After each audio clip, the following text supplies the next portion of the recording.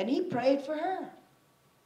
And he was the first victim's family I met that took me for the first time in that journey that some human beings go through to get out from under the hatred and bitterness that the loss of a loved one through violence can put on you. And here's how he put it to me. He said, "Sister, you know when I told you I was under pressure? Well, here's what I mean by pressure. Everybody was saying to me, before that pardon board hearing, after the murder happened, Lord, you got to be for the death penalty or it looked like you didn't love David. Did you do something wrong with you, boy? Here you had the ultimate loss and you don't want the ultimate punishment. What's wrong with you?" Everybody's saying that to me. And so I'm going, they're right. And I could see how Eula, my wife, almost lost Eula with the suffering and the grief. We had to change houses. We had to move from where David had learned to walk because there were too many memories in the house. We had buried David at a family plot in a little town close to us. We had to move his body close to home to another cemetery so that Eula can visit her boy every day. She can't make it through a day without being near him. And I could see her suffering. I could see what was happening. And I said, they're right. I want to see him get it. I wish it could be both of them. I wish I could pull the switch myself. And then he began to notice, he just said, that hatred and that bitterness is coming over me. Yeah, I want to see him die. I don't care about their mother. I don't care about anything. They killed. They deserve it. It's justice. Then he said that hatred and that bitterness, he said, "Sister, you got to understand, I've always been a kind person. I love to help people, and I'm real good with my hands. I can fix anything." He said, "You come to my house, and you're going to see lawnmowers in the driveway. You're going to see, and I love to help people and fix things. If I'm coming along the highway late at night, somebody's broken down, I'm going to stop and help them because that's who I am." And then all those feelings coming into me. And he said, then I just reached a point. I said, they killed our son, but I'm not going to let them kill me. I'm going to do what Jesus said.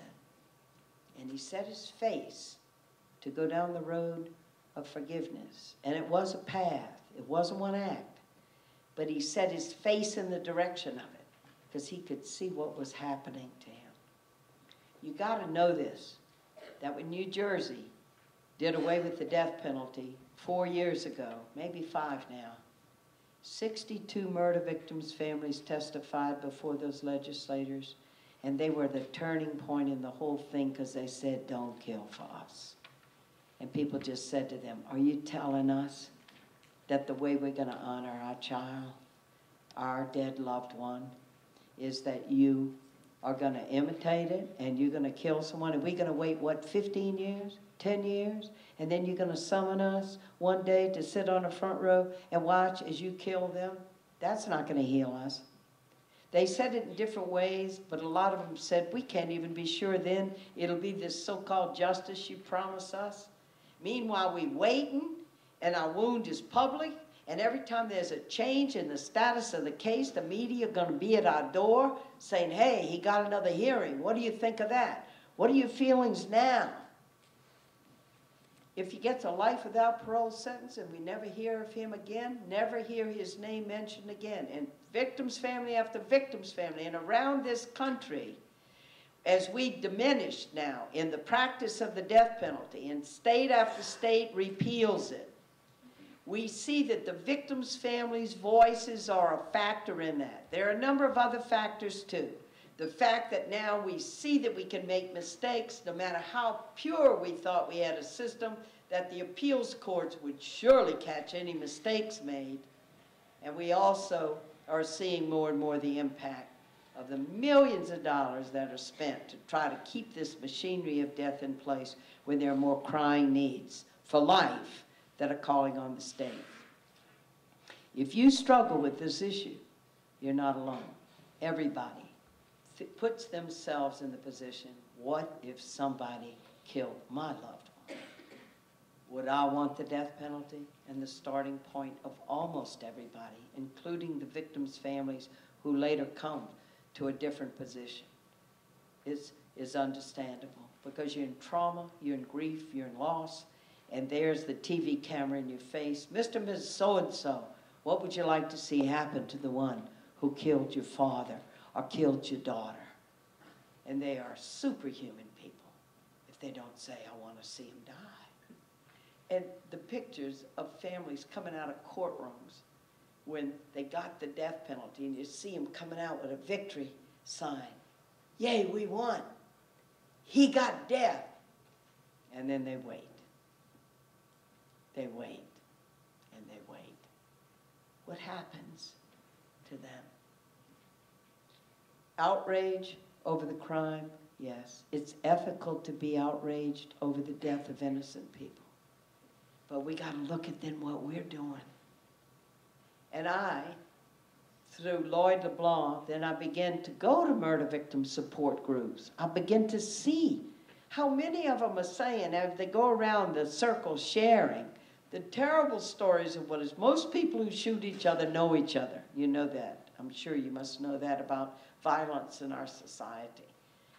And person after person saying, everybody stays away from us. They don't know what to do with our pain. And so they stay away from us. One woman was saying, I was talking to my good friend about our daughter Susan's death, and she went, oh, Shirley, you ought to really be past that by now. Can't you get therapy or something? Because people don't know what to do. And there's a great need for victims of violence in this country, families, to have healing help. People lose their jobs. They can't focus. Families break apart. The divorce rate for parents who have lost a child, whether by violence or even by disease, is over 70%. Whatever fault lines in the marriage are there, grief, different ways of dealing with grief, break them apart. The siblings who have had their siblings murdered, they fall through the cracks because their mother and father have been virtually destroyed by this. There's all kinds of help and need for victims who have been violently shattered apart by a murder or by violence. And what real help do we give them?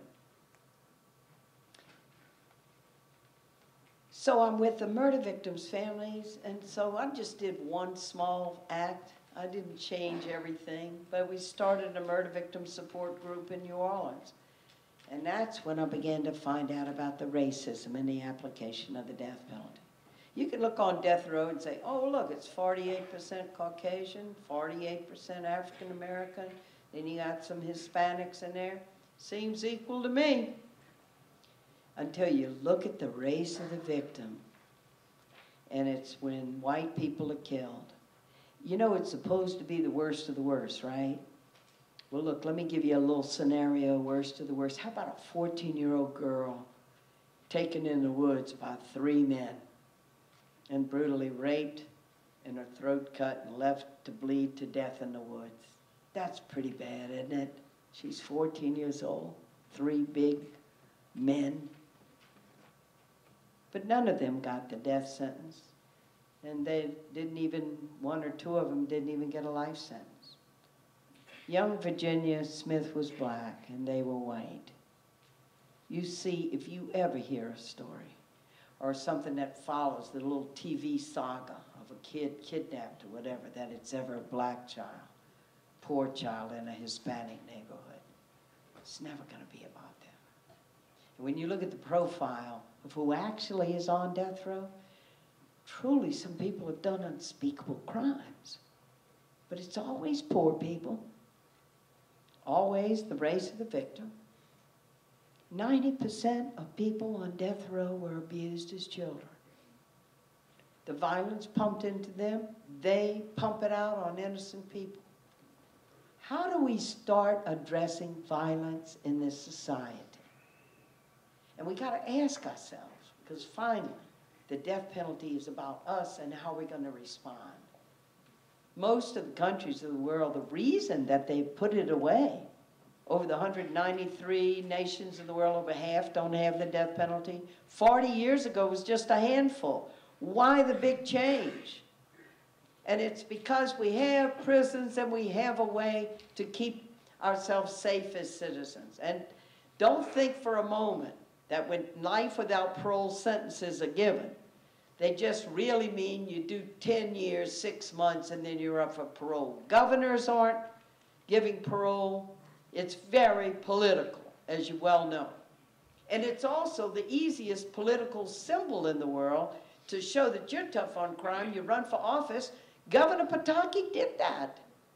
He almost maybe wrecked a community car. He was running. He wanted to be governor. Here's this Catholic guy running for governor, and he's claiming that the death penalty will deter murders, even if it saves one innocent person. Everybody and their cat knows now that deterrence isn't what the death penalty is about. I mean, no kidding. I mean, they've asked police chiefs twice, given them a list of 10 remedies. What will prevent violence in your city? And they all put the death penalty dead last. And they give us a reason. The people doing the thinking and the people doing the murdering are two separate sets of people. Most people who murder other people don't even think they're going to get caught. So if you're not afraid of consequences, that doesn't stop you in the heat of the moment of a robbery gone bad or whatever's going on. And that's not to excuse them, but to condone, oh yeah, it's okay, they didn't mean it, you know, they were abused as children. No, no, no, no. The acts of violence are unspeakably terrible. But when we have the wisdom as a society now to look at this, say, what are we going to do? And I see the death penalty as a huge diversionary tactic. Because while you're concentrating on all these people on death row, and after I don't know how many years, and we're going to have them executed, you're not dealing with the root problems of violence in the inner city. We're not dealing with poverty. More and more people are falling into poverty. And there's a direct connection between poverty, lack of jobs, lack of education, proliferance of drugs, guns, violence. You can see it in New Orleans. 90% of all the violence are young people, black people killing other black kids. Death penalty, never saw it for those deaths.